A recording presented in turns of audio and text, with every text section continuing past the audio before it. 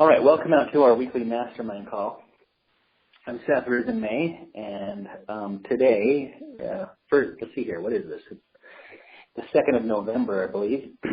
Anyway, today I wanted to do a call that is based around belief. As I've been watching what's happening in doTERRA and on my team, basically, if you wanted to know who is succeeding, it's those that believe that they can succeed, and that the work that they're doing is going to make a difference. And so, the power of belief is so important because belief leads to a level of work. And so, what I want you to do, this is something that if you've been on Mastermind calls in the past, I think I shared this a year or so ago. And so I'm gonna do it again. But if you have a piece of paper in front of you, just draw a triangle, and at the top of the triangle, write the word faith, and then as the triangle moves to the bottom right-hand corner, in the bottom right-hand corner, why don't you put work? And then as the triangle goes to the bottom left-hand corner, why don't you write miracle? And what this is, and then if you want, just kind of make sure that the faith has, that as it moves towards work, there's an arrow pointing towards that work. And then as you're going from work over to miracle, there's an arrow pointing from work towards miracle, and then as the miracle happens, it's the arrow is pointing from that up towards faith. And this is a very simple version of this. Like I get into it a little bit more in detail at other times, but ultimately this is the principle that faith or belief. We could even write the word belief, right? So, how much a person believes leads them to do a level of work.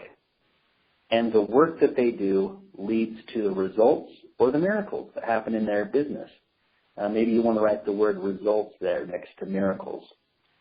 And the results that you get in your business or in whatever it is that you believe in, that where your belief is, then leads to the next level of faith or belief. And that faith and belief then leads to a greater level of work, which leads to more results, which leads to higher levels of faith, which leads to more work, which leads to miraculous results. Okay, so that's something called the faith triangle, and it's what I want to just tell you is that it's true. What I just taught you is the truth. That as a person believes, if their belief reaches a particular level to where they start to act on their belief, then that actually qualifies as faith, right? If there's a great verse in Scripture that says, faith without works is dead, meaning that if your belief in something does not lead you to work and act in accordance with that belief, then it's not quite faith. But if it does lead you to that, then you have faith in something, right? And so as you're starting to build your doTERRA business, a lot of times our job is to go around and inspire belief, faith. A lot of times people will believe, but then we got to get them to the point where they have enough faith in what we're trying to do, or they have enough faith in what the oils do, or they have enough faith in what the business provides, that they actually go out and work and they do activity. And as they do that we start to learn that faith is the action principle. That it's an action principle, and it creates. It's the thing that causes all action to take place, faith is. And so with all that said, I've been realizing, I talked to Rod about this yesterday for a while, and we just talked about how our job is to go around and inspire belief in people. And based upon whether or not they believe will lead them to do some level of work and therefore get the results. Let me give you an example. So I live here in Utah, just a few miles down from doTERRA's corporate headquarters. And when doTERRA first started, of course, they started in their own backyard. And so it feels like everyone in Utah knows about doTERRA. And that belief, the belief that everyone in doTERRA knows about, everyone in Utah already knows about doTERRA, that belief then causes a lack of action, which then gets us poor results, which then those poor results inspire less belief, right? However, if you believed that there are plenty of people in Utah that would love to learn about the oils, then that leads to a high level of work, which then gives you the results, which leads to even more belief. So that's how the faith triangle works. And I've just noticed that on my team, there are some people, or some, I shouldn't say people, but it's pockets, there are pockets of belief and there are pockets of unbelief. And you can tell where the belief is because that's where the action is. That's where the work is happening. That's where the results are occurring. And anyway, it's just been a fascinating thing because I have a new team that's here in Utah, and they believe. Everyone's believing, and they're just growing. And I'm like, wow, this actually feels just like any other area of the world that I go to. And the only difference is the people who are causing the activity believe. And so, here's my question to the mastermind.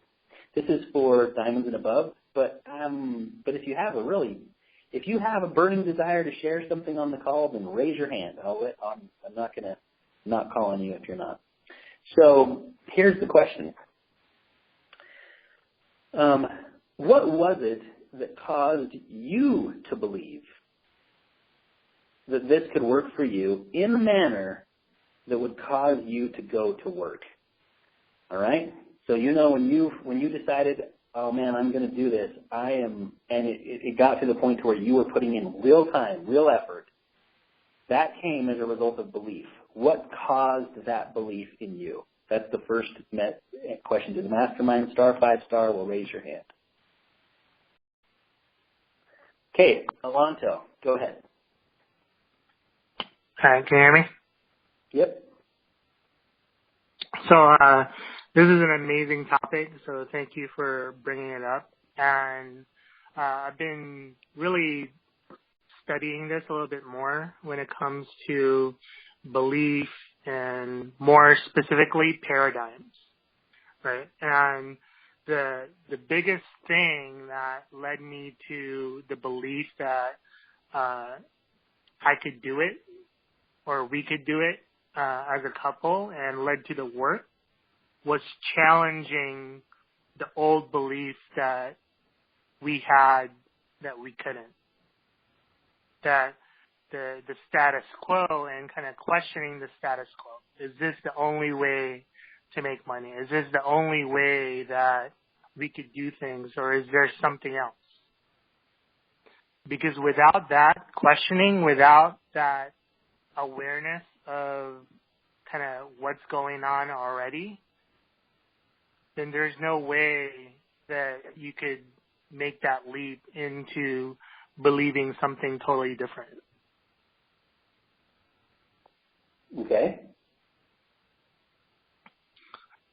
So for a person that, say, is stuck with like a 9-to-5 mentality, yeah, if their only mindset, if their only belief is the only way to make money is through hard work and going to a 9-to-5 job, then there's no way that they'll put into action of the belief that you can be an entrepreneur and create a pipeline and make money in this business. Right, but I agree completely with that. But my question to you is, you had limiting beliefs that was potentially stopping action. What was it that caused you to believe in the doTERRA opportunity that got you to act on it? What was the thing that made you believe? So it's the same way of like originally questioning my old belief and how ridiculous it was, and then started to believe in a different way. And with that belief led to small steps that built up, kind of like how you drew like that faith works miracle, and that builds faith even more. It was those baby steps. It was the step that originally we started, okay, I believe that this can happen. I know we're going to be presidential diamond. It's just a matter of time. And we're willing to do the work. And we did those initial steps, like with sharing the oils, teaching a class, and when we shared the oils, we taught the class, we signed someone up. When we signed someone up, we got paid. And the more we did this, like it didn't happen overnight. It was literally one action that led to support the new idea. And once we got enough results to support that idea, it became a belief. This is fascinating because, I agree with you, Alonso, because what you're describing is that the faith triangle. For those of you who are just showing up to the call, we described this faith triangle that we'll go into detail again, but how your belief grows action upon action because it gives you better results, which gives you greater faith. But the thing that I found fascinating about what you just taught us, Alonso, is that actually your faith and belief started with you questioning limiting beliefs that were stopping you. And it was a willingness to question the thing that was stopping you from succeeding. I think that's kind of fascinating because we all have our belief systems, and if your belief system is stopping you from progressing, then the first step that Alonso taught us was you need to question whatever that limiting belief is, which is really cool. Jacqueline, what are your thoughts? And you're unmuted on our end. Hey, I know. It was like 5 steps to get unmuted. I had to put in my password. I had to swipe the screen. Anyway. Okay. So there were several things that happened. And I think before I tell them, I want to say that when we say this is a relationships business, like that is absolutely and completely and totally the case. Because we need to be exposing ourselves to those who have belief already. So for me, I remember going to, after you had introduced me to doTERRA and everything, and we talked about the business and everything, and I decided I was going to do it, which was a really hard decision. It was like a pray and cry and I don't know kind of decision and, all this stuff. I said, how can a homeschool mom with 5 children actually do this? And I remember you said, I know someone who's a homeschool mom with 5 children, and she makes $40,000 a month. So this was at the time Natalie Goddard, who now makes well over that. But so she actually called me, and the conversation was short. We actually got cut off. I don't know why. Shortly after she called, and she called and she said, "This is Natalie Goddard. I'm supposed to call you." And I remember knowing kind of who she was, but not wanting to have the conversation with her. I almost said, I don't know who you are. I almost got off the phone and almost didn't have this conversation. I've never told anyone that, but I remember that distinctly, almost choosing to not have a conversation with her. But then I was like, are you the homeschool mom with 5 kids who makes like $40,000 a month? And she's like, yeah. And I just told her, I'm really worried that I'll neglect my kids, that I'll neglect their schooling. And then she made the comment, you do everything you can and God will make up the difference. And that, those might not sound like such incredible words on this phone call, but when she said them, it was like the Spirit, the Holy Ghost, whatever you want to call it, came and hit my heart and said, that is true. And it was the most liberating thought in the world to me. I thought, I can do whatever I can. Like, that's not a problem, right? I think it's like you think that that you won't be able to do enough. And so when she said that, I was like, okay. And I felt like she was absolutely speaking truth. And then after that, you'd come and we'd done our classes, and then you came back, and I remember we had gone to see my neighbor, and it was this great experience, and I just loved it because our 2 kids were there. And I guess for me, as a mom, it was like to see, I'm totally going to cry. I apologize to everyone.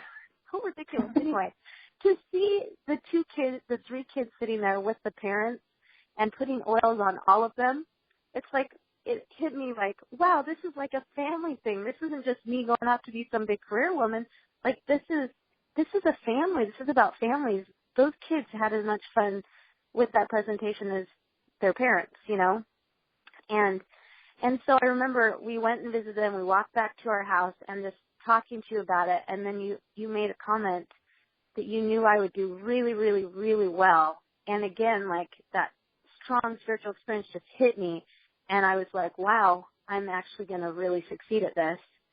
And that experience, those 2 conversations and the spiritual confirmation that hit me afterwards, like, those have literally driven me along the way. Now, there have been times, and I'm going to be kind of vulnerable, but the last year or so, we hit Diamond, and then I had a baby, and I kind of wanted my husband to just take over the business because I just wanted to stare at my baby all day because I absolutely love and adore my kids, and I am like one of those moms who just can't get enough time with their kids. I rarely ever think, oh, I need a break. And if you're a mom that does, that's great. No, so I'm just telling you my experience. And so, like, I had a year there, I just kept trying to get him to take over the business, but he's not me, right? And this isn't his passion. He loves doTERRA's products. He loves the company, but this is like my thing. And he's making his thing. He talks to people, but really, like, I sweat out. I worked for like 3.5 to almost 4 years without him involved at all. And so I was trying to push that on him. And I tell you that that's when my belief in those experiences kind of started crumbling a little bit.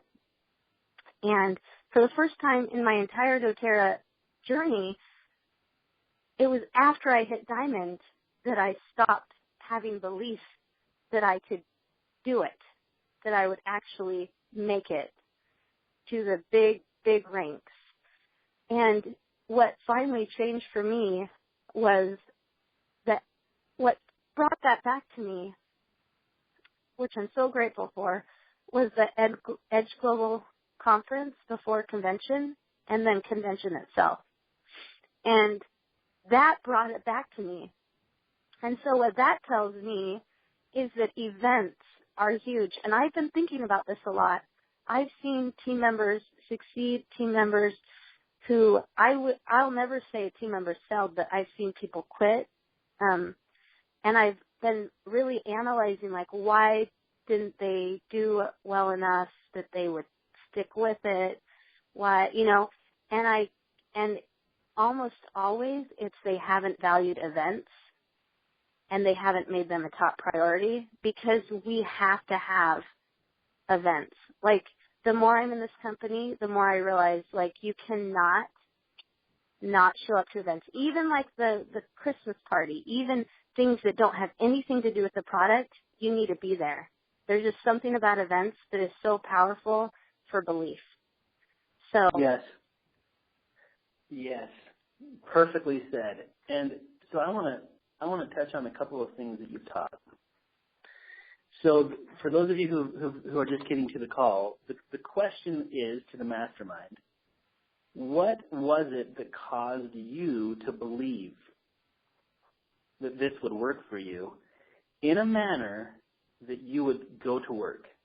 And that's when belief becomes faith. Faith is an action principle. It happens when you believe enough that you go to work. And as Jacqueline was pointing out, there are times in all of our businesses where there's ebbs and flows, where there's a lot of activity happening and when there's little activity happening in certain pockets. And the thing that causes activity is belief. And the thing that causes inactivity is lack of belief, is doubt and fear. That's what causes inactivity. And so when you consider these things, what Jacqueline taught us all is that what got her to Diamond was belief. And the belief came in a conversation with Natalie Goddard and myself. And the discouragement came, the doubt and fear came after she had another child and she started feeling overwhelmed and didn't want to do the work anymore and started doubting, right? And then she went to an event. She went to the Edge Global Conference and Convention, and belief came back. Okay, so this is all. So hopefully, we're all gleaning the lessons that we need to learn from this. So again, the question to the mastermind is what caused you to believe in a manner that you started to do this? Kim Allen, what are your thoughts?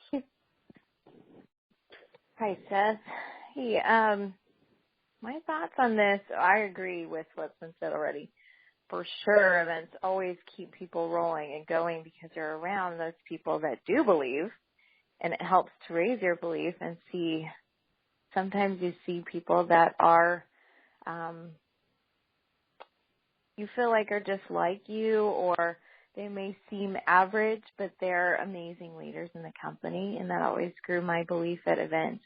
But where I wanted to take it for me was it was everyone else's belief in me. Because when I went to my first class, I saw these successful people, the Ellises, and they were teaching, and they were just getting going and getting excited. And then you were asked to come and help teach my first class. And I hadn't signed up for the business yet, but we had a really good turnout. And you stayed the night at a hotel and then said, I'll come back tomorrow and talk to my mom and I. And your belief, you said, because I didn't know if I could do this or if I would be successful. And I was picking your brain on how successful you were. And at the time, I think you were gold, and you were making about $5,000 a month. And I was like, oh, my gosh, that's amazing. If I could do that, that would be incredible. So I saw and believed in you. And then you helped me see that we had created already a good class and a good turnout, which I did find my first two builders who are rock stars at that class. And you said, they're just waiting for you to decide to do this. You can do this. Look at this amazing thing you've already created. And I had no idea. I didn't know until someone believed in me. And that was you. And then, so we got going. We went really fast. And then each level, it felt like I needed someone to reiterate and believe in me again. So when we pushed for platinum, we had called Courtney Moses, who we hadn't talked to in a little bit, and just for an outside view. And we had her review our organization, kind of see where we're at. And she's like, you guys are so close to platinum. You need to do this. Your team needs to see you do this. You can absolutely pull this off. And, when you're really close to a rank and you're talking to a diamond or a blue diamond that has to push, thousands more volume than what you have to push for platinum, it's easy for them to see and believe in you because they've pushed so much more volume than that. And so she saw and believed in us, and then we were able to push to platinum. And then something that helped us push, and I'm just saying each and every level, it feels like I needed someone to just believe in us at every different level because you have these different fears that come in or the stories that stick in your mind, and you are just stuck spinning these around. So the mentors have really helped. But we received a package from the Goddards because we were platinum. And they gave us a gift and an invitation to push for diamond. And that really stuck out to me. Like, we're so far down on the Goddard's team. They were inviting us to go to the incentive trip because they had an event they were doing there. So I believe they wanted more people to come as diamonds to that. But just the fact that someone took the time to care, just like Jacqueline's saying, the relationship business, they took the time out to care and send a package and to send a gift. And with the Goddards, you know that they're just so sincere in everything that they do. So we felt that, and we actually were able to push Diamond that month within, I think we only had 3 weeks, maybe at that point, or less than that. So for me and for Todd, it's been our mentors and the belief in others. At that point, we called everyone that we could and got so many different ideas and how to push for Diamond that month. But surrounding myself with others who believe in me and seeing those who have actually reached their goals, that's been a huge impact for us in our business. Fascinating. So first of all, seeing others succeed built your faith and belief, and then having people believe in you is the thing that helped you along. That's fascinating because that's exactly what Jacqueline said. Mm-hmm. And it's just kind of interesting because belief causes results, and those results inspire more belief and faith in everybody, and then it causes more work, which causes more results.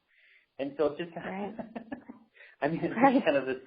But it's interesting that you had to have someone else believe in you. I think that's fascinating. I think that, again, as we're looking at our teams and we're wondering, why aren't they succeeding?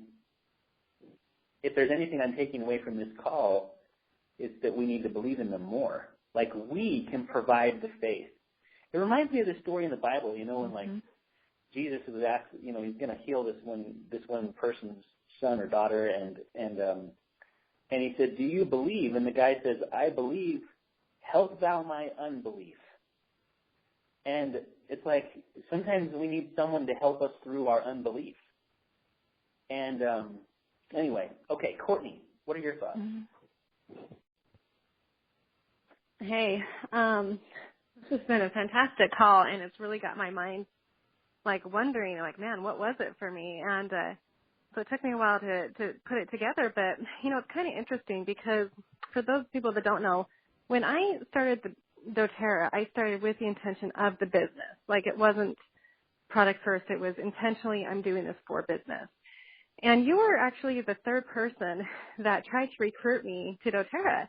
And so as I think about what was it that made me move forward, well, I had a belief in the product because I was already using the product for free.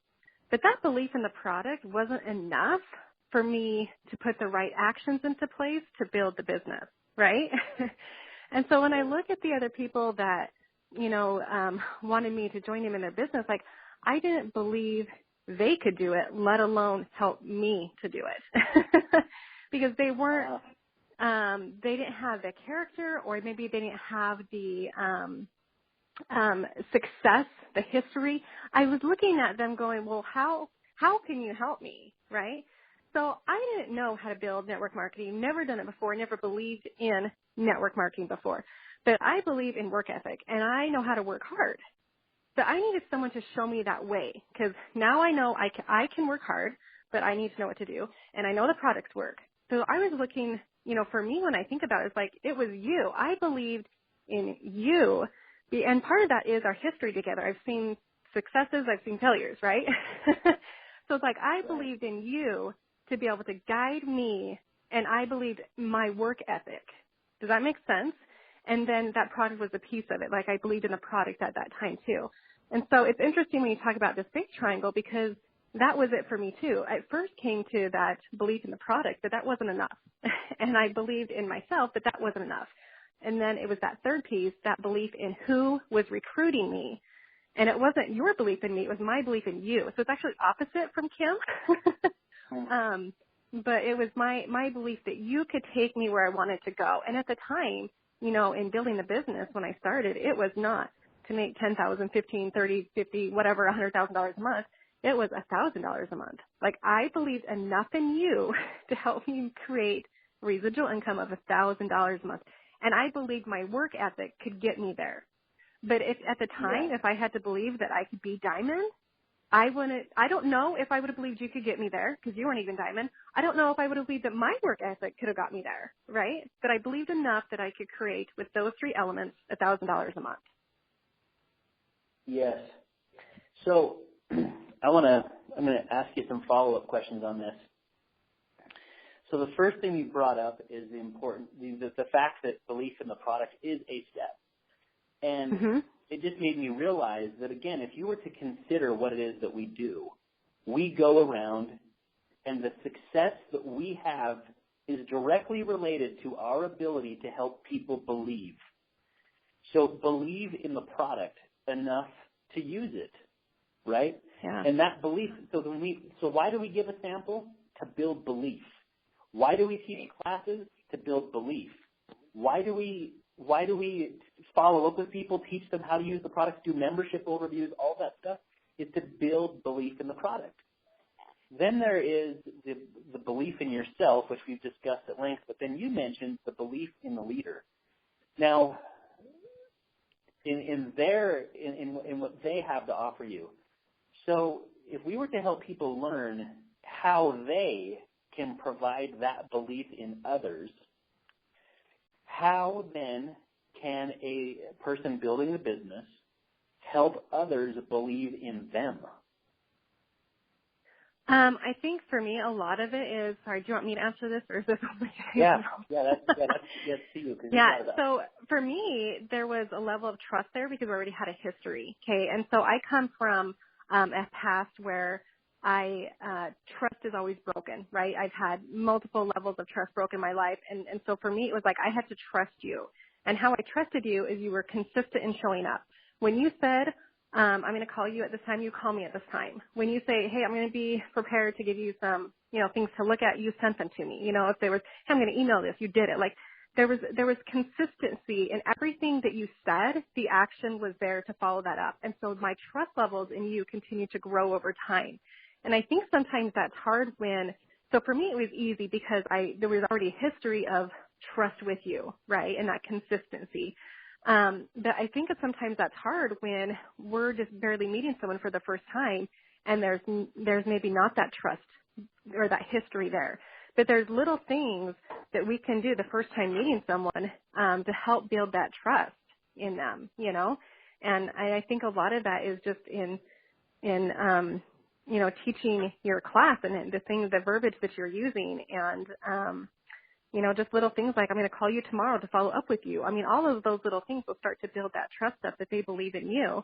And I think also part of that is sharing where you're at and what you've been through. Like if you can break down and be vulnerable with people, then it opens up this space where they can trust you because they can say, yeah, I know this person's history now. I know what they've been through, and now look at where they are. So I can trust that they will help me get there too because they've been there. But if I show up to a class acting like I'm all that and I've always been all that, like it's really hard. And like, for example, I worked ground up in Idaho, right? I started in Idaho and I went diamond in Idaho. It was a lot easier to get people to commit to build with me when I lived in Idaho than it is in Minnesota because they knew me and they saw that growth, right? And I come here to Minnesota and try and get people to build with me, and it's harder because they're just like, oh, well, this is easy for you. You've already been there. And they don't forget that I've also done that. You know what? That's a good point. You are correct because when we were in Idaho, I remember people were watching you become this new person. And that alone, like watching, like, I mean, hopefully, but like your wardrobe changed. I think you lost 50 pounds in the process. Your ability, I mean, like we've talked about at length, but the fact that you were scared to death to teach a class to the point where then you could teach classes, I mean, everybody witnessed that. And I think that when they saw you progressing, that caused belief. And in fact, I know it did. It did. And it's actually detrimental to me here in a new place in some ways because people just think you're naturally born to do this. This was just me. And I'm like, no, you have no idea where I've been. So I've actually had to make it a point here in Minnesota when, committing builders is help them get a glimpse of my past.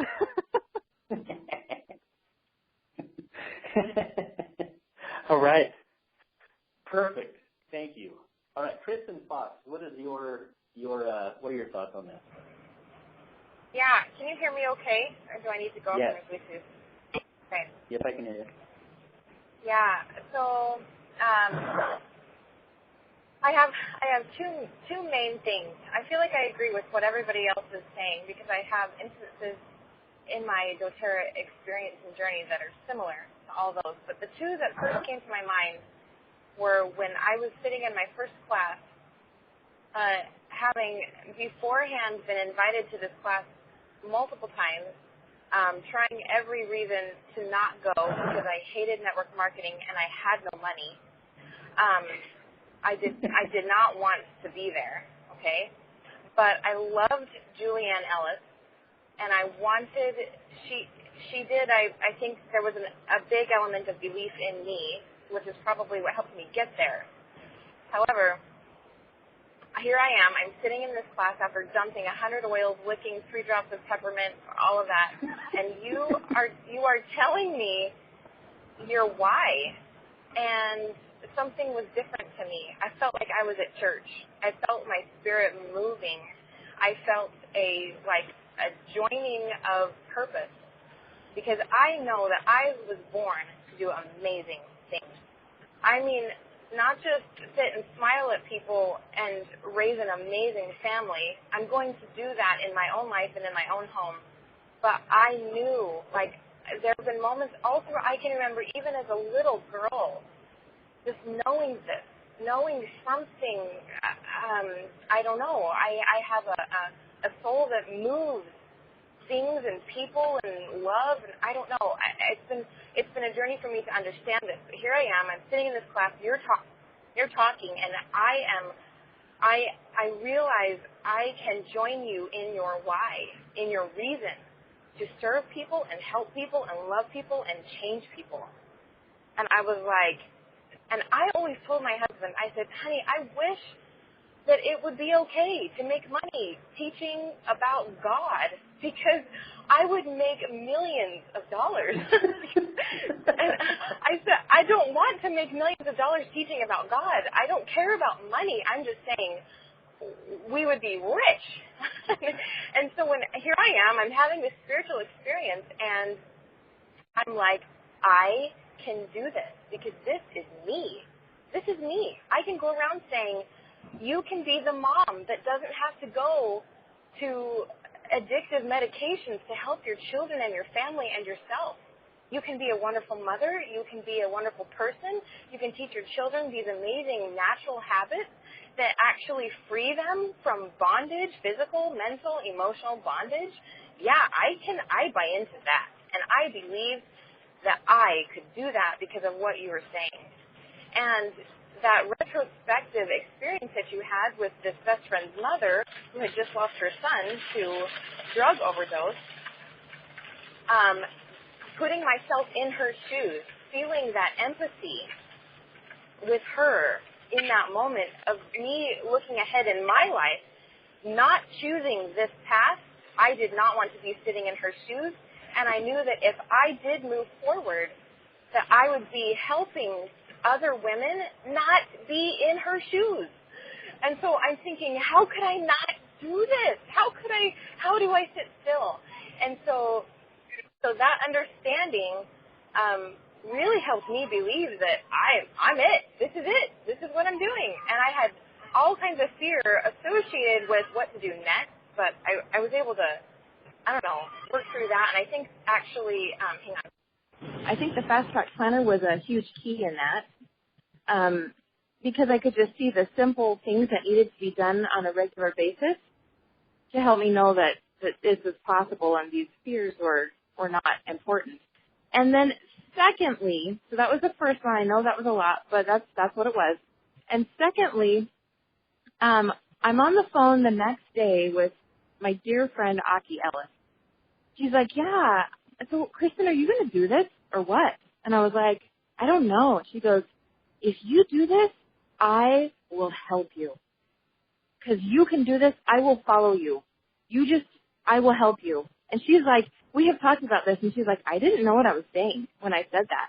I just believed in you, and I knew that you could do it, and I wanted to help you so sincerely that I just told you. And that was what made me go, okay, I was in the kitchen, I was making food, I threw the stuff down that I had, and I hung up with her, and I called Julianne, and I'm like, we're doing this, I'm buying this kit. And Julianne's in labor, and we're doing this anyway. You know, it was just like, it was just that moment where I just went, I don't have to be alone. So I saw you, Seth, on your path and your reason and your why, and I'm like, oop, that's me. Here I go. It was alignment. And then secondly, Aki, I will help you. You're not alone. Those two things. It's huge. You know, this is the stuff we're learning from this call is amazing, because I think what that's teaching us is that if you want to create belief in others, then you need to have a strong why, a reason why you're doing it, and you need to be able to communicate that effectively. And I mean, look, I also kind of feel obligated to point out the obvious, that the Spirit of God is involved in all of that. Like, I mean, how many times have we heard that today on this call? And you can call it whatever you want to call it, but there's something to be said about being a part of something that is going to change the world, because when you're involved in pursuing something that is going to make this world a better place, it feels as if God cares. And He cares enough to witness to people's hearts that what you're engaged in is real, and that what you're doing is right, and that they should join you. You know, I hesitated sharing that, but I mean, it's the truth. Because I'm listening to all these diamonds on the call go, yeah. The reason why is because when this was said, I felt something. And, well, what's that something?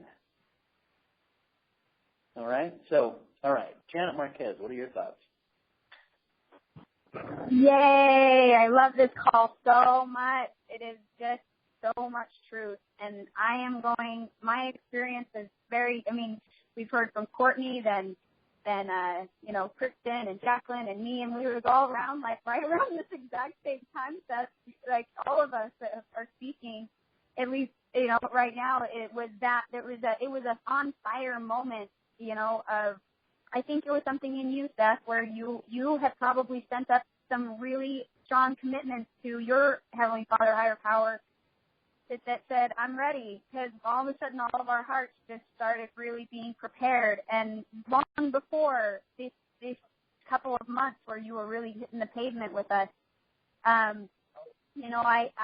agree with everything that's been said, and I think about, well, how was I able to believe? How was I able to commit? Well, it came down to freaking miracles.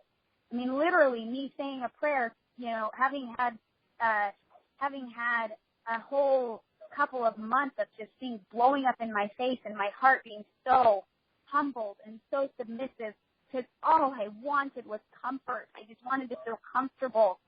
Everything around me was uncomfortable, and I was very motivated by being able to have enough money to go buy shoes for my kids, by being able to have my husband around every once in a while, by being able to feel like I wasn't depressed and sad all the time. I was sending up prayers on a daily basis for things like that. Very much survival type of prayers. Like I think of the moment, like how Peter must have felt when he was walking across the water and then falling into the water and being like, save me, and that kind of a feeling of just needing some kind of a tender mercy somewhere to say that I was on, that I could be the things like Kristen said, that what I knew my life was meant to be, and knowing I was not on the right path for that. And I had some very specific prayers that I had been saying, and when I went to that class, very specific answers, tender mercy moments of you saying specific things that fit, and I knew this was the answer to my prayer.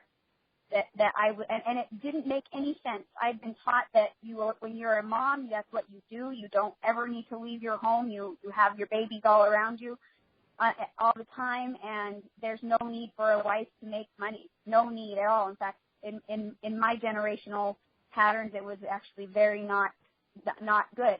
The wife should not make money, and that was something I was taught as in a generational way. And then there's other women that I've worked with that they've been taught the complete opposite. The mother needs to make money, and if you're not making money, then you're not quite doing your job. So there's lots of generational things that we're taught. But in my mind at that time, that was the truth. And so the fact that I would feel so strongly about doing something that brought in money was astounding to me, but I could not question the miracle sitting in front of me, the feeling, the tender mercy of the invitation and the way that I felt. And so I was in at that moment. I did not question, I did not doubt, I did not fear all the way up until Diamond, because I just knew so from that moment that that's what I was meant to be doing for my comfort prayers. Now, just like in Jacqueline's case, after I hit Diamond, I was no longer praying for comfort anymore. It was not my motivation. I was very, very comfortable. And so my old motivation, my old belief was not sufficient for me. And I struggled at that time, feeling like, well, is this still right? Well, it was kind of like, I think about how these mothers that, like how you have these children and you realize how hard it is, and you have these moments where it's like, oh man, this is harder than I thought. But you wouldn't just like drop your children. You wouldn't just like say, okay, well, I guess this isn't for me. Sorry, I had created a Diamond organization with God helping me. So there was a huge depression thing that happened to me at that time. And I learned through that, thank goodness for it, I learned there's a whole new level of living. I went from my number one motivation being comfort to now my number one motivation being how can I live? I went from surviving to living. And now, man, I never would even, what I'm doing in doTERRA and in my life and with my children is so exhilarating, and I have so much belief in every single moment because I'm not even attached to results anymore, because I'm living, I'm sharing, I'm growing, I'm teaching, I'm loving, and I feel things at such a higher level than I ever felt them before when my number one motivation was just surviving. And so be prepared for that along your journey. Your belief you'll have different motivations that come up, and your level of belief will change. But, oh my goodness, my world now is so completely different because I chose to believe. And now I get to choose to believe again. Yeah, you're right. This entire process is a continuation of believing bigger. And like Courtney mentioned, initially she could just believe enough in, not even in herself, but in someone else's capacity to help her get to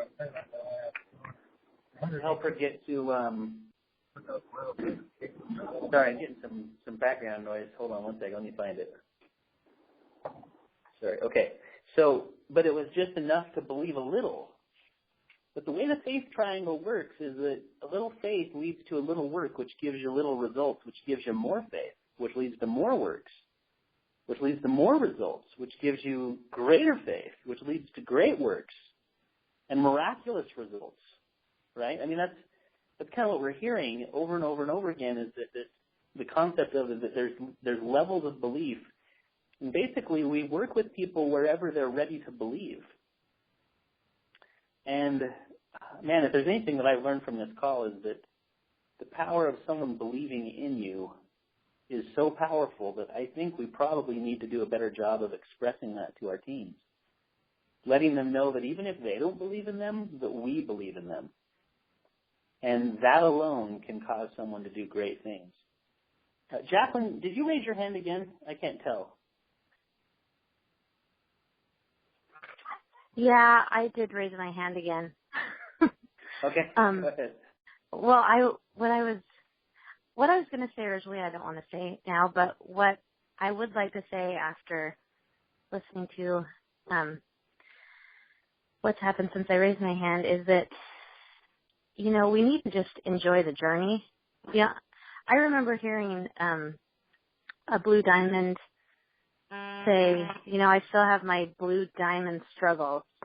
And I think a lot of times we think, okay, once I hit this rank, then I'll be happy.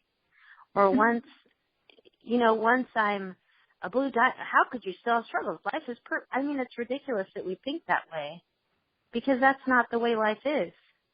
But I think just trying to enjoy the journey along the way needs to be part of our belief. We need to believe that every step is important. I mean, if I learned anything from Courtney, I learned a lot. But one thing that really stuck out is that when she was struggling, that's when she was growing the most quickly, as she struggled with her team. So a lot of times I think it's just so easy to think, oh, once I reach this goal or I reach that, then I'll believe, then I'll be happy, then I'll work harder. And it's like, no, you need it from like the time you start. And I think in some ways that starting time is almost more exciting than now in a lot of ways. Oh, because totally. you just this naive faith and just like, and it's absolutely. all about your why, you know? That's the truth. I mean, to be honest, I miss those days. I miss when I was an elite and when I was dreaming about being silver. And I miss when I was a silver dreaming about what life would be like when I was a diamond. I mean, when we were working way harder than we, you know, I mean, like when we were getting paid way too little for how hard we were working, to be honest, I miss those days a lot. Now, not enough that I want to go back because I can better now.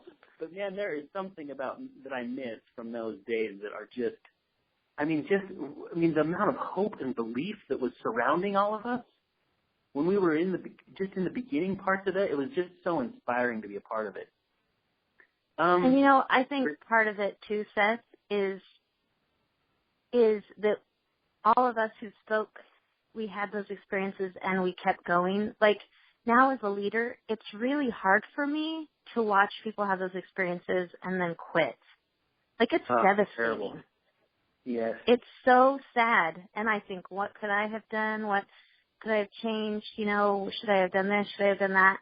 And then to see them just give up, you know, and then to realize that a lot of times it's like they expected so much from so little effort. And I think, did I give them that impression? You know, but I used to think the people who had those kind of experiences are the ones who are going, but there's plenty of people who do that quit. And that's devastating to watch. Oh yeah, totally. It's the hardest part, in my opinion. Yeah. Yeah. Thank you. Virginia Hume, you have your hand raised. Yes. So what made the difference? I had a really strong desire to make it better than where I was. We wanted to have retirement income. I'm not a person who likes to sit around. And the idea you're 65 and you're to sit around and people wait on you drove me absolutely crazy. So I just, no thank you. I want to work till it's time to go back to Heavenly Father, no messing around. So doTERRA provided that opportunity for me.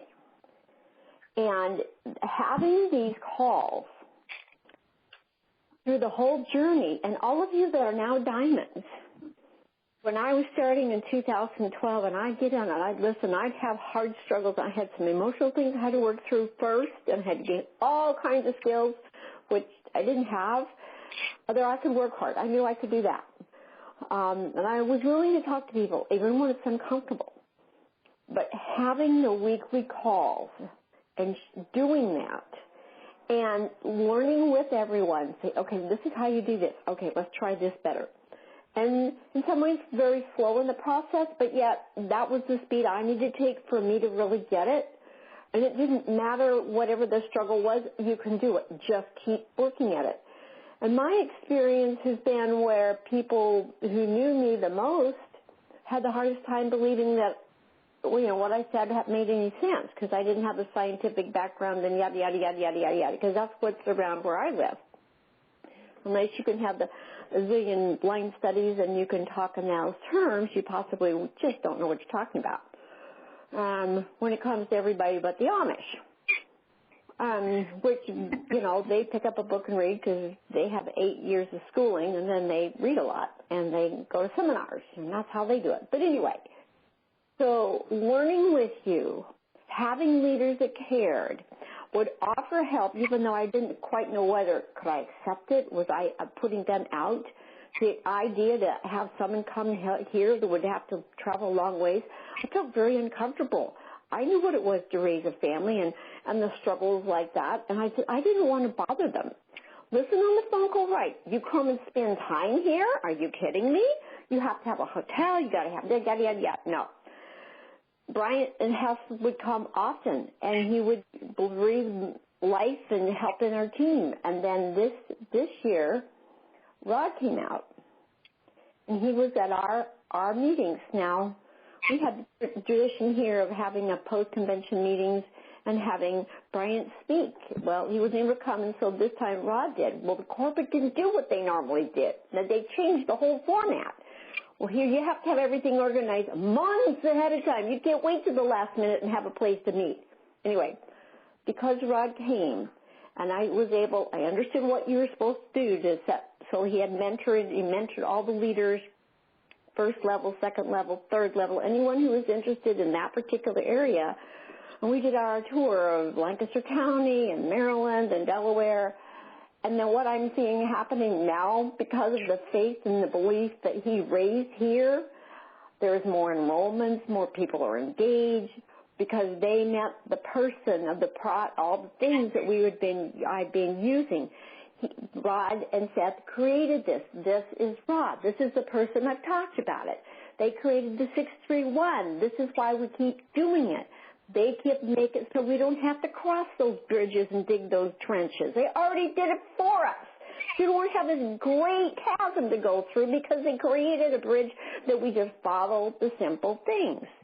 And those that are willing, great. And if they're not, love them along. When they're ready, we'll talk to them.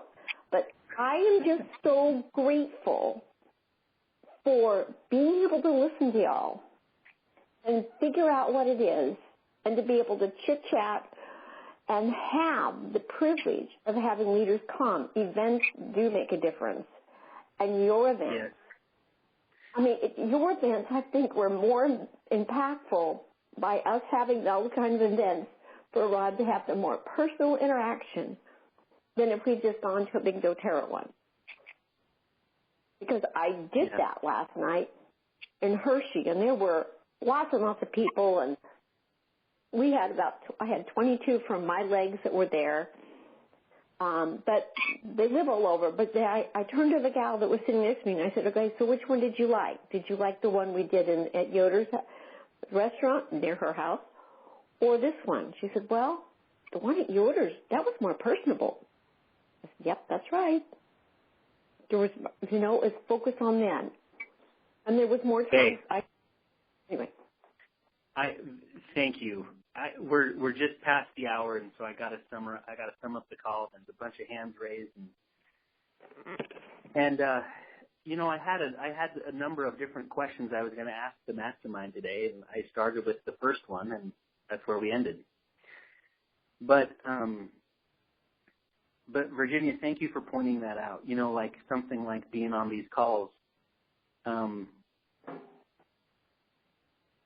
that builds belief.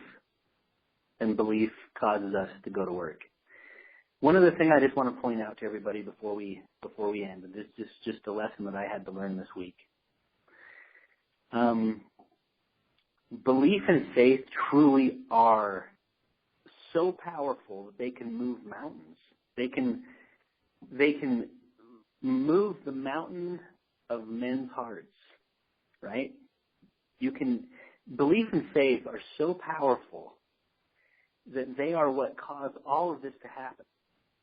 And so if you were to consider what we've heard from everybody today, realize that our job is to go out and build faith, build belief in people.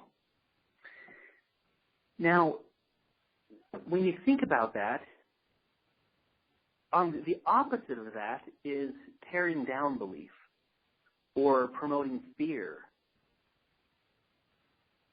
The opposite of faith is fear. Doubt, causing people to doubt, is another thing. Consider the conversations that you have within your team. Is what you're saying, is it inspiring belief, or is it inspiring doubt? And if you look at that, you're going to start to realize why certain parts of your teams are succeeding and why others aren't. I've talked about the power of love for quite a while, and I'm realizing part of it is because it promotes faith. Faith and belief and love are all part of that. When you start to feel hatred, you start to fear, and you start to disbelieve. And it doesn't need to be hatred, but any level of love or hatred, there's different degrees of it, but they all lead to either doubt or faith, depending on what you're offering your teams. So as you're building your team, think about your job is to build their belief. That's what you're to do. So how do you do that? Well, we've heard on this call, getting people to the call is one way to build belief. Getting people to events is another way to build belief. Believing in them is a way to build belief. Being consistent enough that they believe in you is a way to help build belief. But your job is to go around and spread belief. And then the last thing I want to point out is you'll notice there's a lot of people that got to Diamond, and then that's when they actually had their crisis of faith, where they started doubting again. And what I want to tell you is that at each new level, there's this saying, new level, new devil, new level, or is it the other way around? At every level that you go, there is opposition. There's opposition in all things. And so as you start to break through to new levels, the faster you grow, the faster the opposition. The greater your growth, the greater the opposition. And part of the reason for that is because the opposition is what is enabling your growth to begin with. Resistance is what builds strength, not ease, right? And so be prepared for that. As you, maybe all of you are aware, but I'm on a mission to create a team of 1,000 diamonds, and I don't care how long it'll take. But I have absolute faith and belief that this is a reality. That this is my job is to build this team of 1,000 diamonds, because I know that when we create a team of 1,000 diamonds, that we'll change the world. And that belief. Just the other day on Monday, I called up Rod and I said, Rod, I got to talk to you about something. And basically, I called somebody and they said, hey, Seth, I heard some things. I just wanted to talk to you about it. And there was someone that they knew that was just, they were spreading rumors about me that were just flat out lies. And then they said stuff like, and then my friend, in trying to kind of defend me, was saying, well, Seth's going to create a team of 1,000 diamonds. And this person's response was, that inspiration or revelation that came to him was from the devil. and then they told him stuff like, he just made his God money, and all these different things. And so this person was just telling me all this crap that someone had told them about me and about that. And as I'm listening to him, I'm like, that's interesting, because I'm not even thinking about the money. Like, that isn't even kind of the reason why I'm doing it. And but anyway, as he was saying it, I immediately got off the phone and I kind of laughed it off. I'm like, oh, whatever, that's no big deal. And we got off the phone, but I was hurting. I was dying inside. And I called up Rod and I'm like, yeah, I just got to get this off my chest. I don't know how to process this.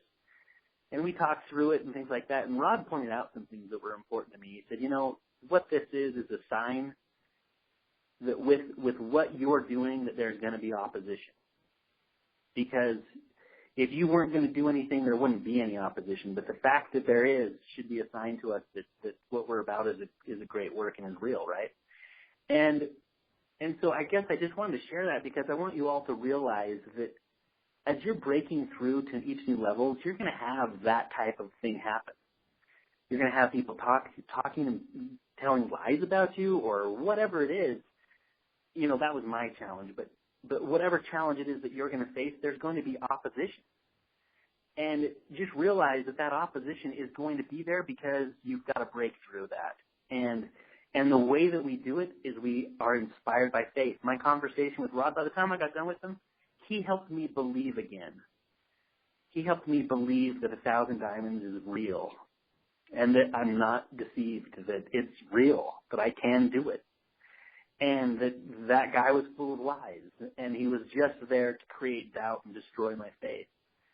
And so that's why I did this call today. I just realized this is the power of belief and faith.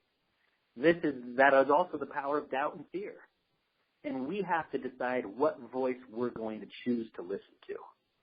And as for me, I'm going to choose to listen to the voice of faith and belief that causes me to work and receive and to watch the miracles that pour in and the lives changed, and to learn to ignore the naysayer, or whether the naysayer is someone else or the voice inside of your own head.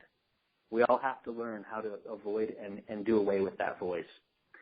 So go out there and spread all those seeds of faith and belief that you can, and sit down and think about, what can I do on a monthly, weekly, daily basis that can help my team believe more?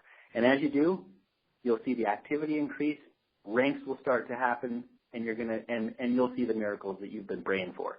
All right, everybody. Love you. We'll see you next week.